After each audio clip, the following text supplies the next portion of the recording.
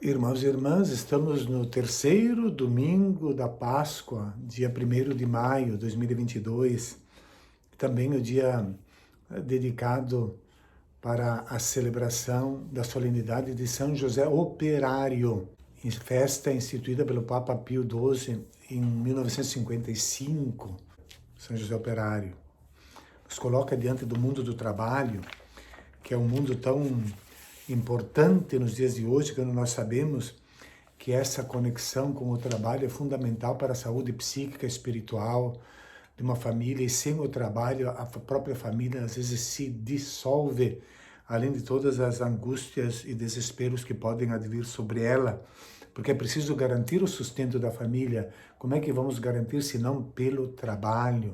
Na nossa sociedade, sobre a importância e a dignidade do trabalho. Jesus foi trabalhador, e nós vemos também no Evangelho desse fim de semana que não só Pedro volta ao trabalho da pesca, mas também os discípulos trabalham, e a própria missão que Jesus vai colocando é um trabalho para todos nós. Então, o trabalho dignifica a condição do ser humano e é um direito fundamental sem o qual não é possível existir, viver, ser uma pessoa humana nesse mundo. Então, que nesta celebração nós possamos ter presente toda essa realidade que nos desafia. O Evangelho do terceiro domingo da Páscoa é o apêndice do Evangelho de São João, capítulo 21. Nesse capítulo 21, um acréscimo, portanto, nós já tivemos uma conclusão do Evangelho, lido, proclamado, ouvido no domingo passado, no segundo domingo da Páscoa, em que na conclusão se dizia: estes sinais foram escritos para que creiais e crendo tenhais a vida em seu nome. Então aí terminava o Evangelho, depois de enviar os discípulos como o Pai me enviou, eu também vos envio. Então se vê que o Evangelho, como uma coisa viva, foi recebendo mais uma perícope, mais um texto, que é esse que encontramos no capítulo 21. E ele tem um paralelo muito grande com o capítulo 6, da multiplicação dos pães, porque nos remete, portanto, à Eucaristia. Todas essas simbologias estão presentes aqui, pão, Eucaristia, neste capítulo 21, que é uma catequese para as comunidades. E vai mostrando, então, como o alimento, a Eucaristia é o alimento que nós oferecemos para os outros. Jesus foi alimento para os outros, para que os apóstolos também se tornem como Cristo. Eucaristia, isto é pão para alimentar a vida dos outros. Ser pão para os outros como Jesus. 3 vezes, a terceira vez que aparece, que Jesus apareceu, as 2 vezes a portas fechadas, como nós vimos no capítulo 20. Interessante que aqui se fala de manifestações, efanerosen, do verbo fanerol, que significa manifestar-se. Não fala em aparição, mas é uma manifestação do Senhor na comunidade dos discípulos. O Senhor, portanto, se manifestou, foi sentido presente naquela comunidade, foi reconhecido, e por isso que é preciso fazer algo para que ele seja reconhecido, e ele faz algo se manifestando a eles ali.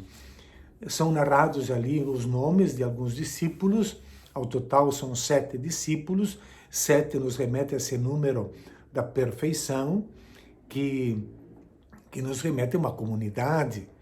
É a comunidade pós-ressurreição, pós-pascal. Os personagens todos têm sua relevância. E claro, a iniciativa ali é de Pedro, que diz: eu vou pescar.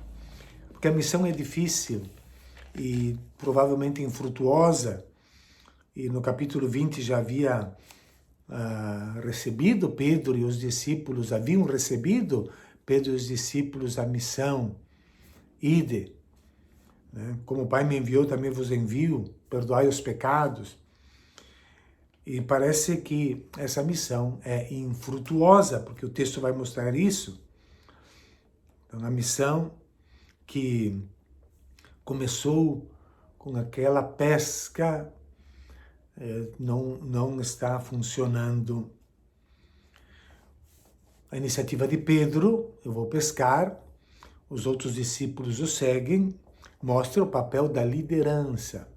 Mas seguir, não basta seguir uma liderança, é preciso seguir o Evangelho, a palavra de Jesus. Então seguiram, mas não pescaram nada, o fracasso da missão. Tendes alguma coisa para comer? Não responderam, não pegaram nada. Durante toda a noite não pegaram nada. A noite nos remete também a essa simbologia da falta de luz. A falta de luz é a falta da presença do ressuscitado na vida da pessoa. E é por isso que no amanhecer, quando a luz está chegando, eles vão receber o pedido de Jesus: moços, vocês têm alguma coisa? Então, quando chega a luz, Jesus se manifesta de novo. Tendes algo para comer? Interessante nessa indicação. E que eles, diz claramente, não reconheceram que era Jesus, não sabiam que era Jesus. Mas como? Se Jesus já se manifestara 2 vezes a portas fechadas, é para mostrar que não se trata de uma reanimação de um cadáver. Se trata de ressurreição, de uma vida plena, e não de uma volta à vida de antes, carnal, na carne, com os limites, mas a vida plena. Não reconhecem porque o ressuscitado está de modo diferente, agora presente na comunidade. A pessoa, com toda a sua riqueza, permanece, a carne não é mais a mesma, mas a pessoa, a presença de Jesus se manifesta na comunidade reunida. E por isso, como é que eles vão reconhecer esse Jesus? E Jesus se manifesta de maneira carinhosa, íntima. Quando ele diz moços, tradução moços não é muito, mas também, como é que vamos traduzir? Criancinhas também não podemos traduzir, mas paidia, filhinhos, né, que são os infantes, aqueles que não sabem ainda falar. Paidia, são como crianças. Né? E eles respondem, não. A noite infrutuosa, porque ainda não estão unidos com Jesus. Jesus não vai parando ali, ele vai adiante e pede: lançai a rede do lado direito e encontrareis. Então é preciso obedecer a palavra de Jesus na nossa vida. E aqui não se trata tanto do lugar onde que lança a rede para um lado ou para o outro, mas é de obediência à palavra. É isso que produz os frutos. E então não conseguiam nem puxá-la para fora. Tamanha quantidade de peixes, uma multidão de peixes pletos. Diz essa palavra já usada para indicar a multidão de famintos, de doentes que procuravam Jesus. E como a multidão de famintos, doentes que o procuram, é para ali que devem ir os apóstolos, os discípulos, os enviados de Jesus. E é como se Jesus dissesse: ide ocupar-vos daqueles que estão mal, daqueles que estão com fome, daqueles que estão doentes, dessa multidão que somos nós, de desempregados também nos dias de hoje, né?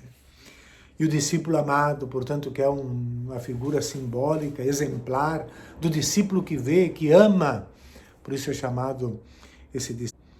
E é aquele que estava na ceia próximo de Jesus, é aquele que está ao pé da cruz, mas é aquele também que está no túmulo junto com a mãe. É o discípulo amado, aquele que pode compreender, que pode conhecer, ele percebe. Este vê que se trata de Jesus, é o Senhor. Então Pedro vestiu sua roupa. A falta da roupa é uma falta de identidade. Parece que Pedro custou ainda entender que a missão é o serviço.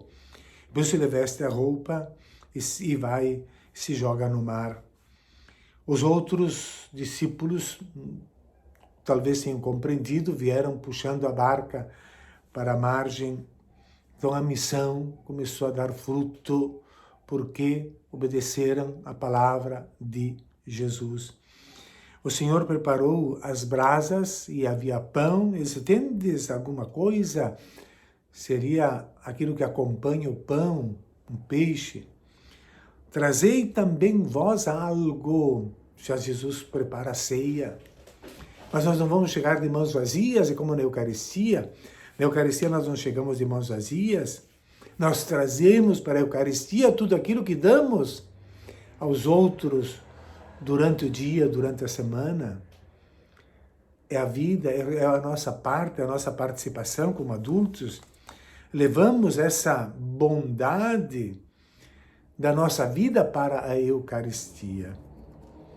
Então diz que puxaram, e Pedro puxou do barco 153 grandes peixes e a rede não se rompeu. A unidade da igreja, a túnica que não foi também rasgada, repartida.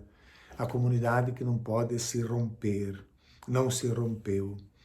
E este número, Santo Agostinho diz que vai ser sempre um mistério. Tantas explicações foram dadas ao longo da história e de diversos métodos de leitura. Mas uma que pode nos ajudar também para termos uma referência a esse número que as pessoas perguntam é dizer que o número 153, né? Parece que são 3 grupos de 50. E a 50, e o número 50 nos remete ao Espírito Santo. A Pentecostes é 50. Os 5.000, que é um múltiplo disso, que foram alimentados. Então são as comunidades animadas pelo Espírito Santo. Essa simbologia. São diferentes uma das outras, mas estão unidas porque seguem o Espírito Santo. Eucaristia, Jesus prepara a ceia para nós celebrarmos e diz que ninguém ousava perguntar, porque sabiam que Ele era o Senhor na comunidade. Se a gente está fazendo bem, o Senhor está presente, é Ele que está ali. Jesus se demonstrou isso com a sua atenção, com o seu carinho, com o seu cuidado, nos chama para participarmos da Eucaristia e nos chama para trazermos também a nossa parte. Que São José Operário, protetor dos operários, padroeiro dos operários, nos ajude a caminhar e a trabalhar para que um dia se possa dizer, porque nos empenhamos todos, nenhum jovem, nenhuma pessoa, nenhuma família sem trabalho. Um bom domingo a todos.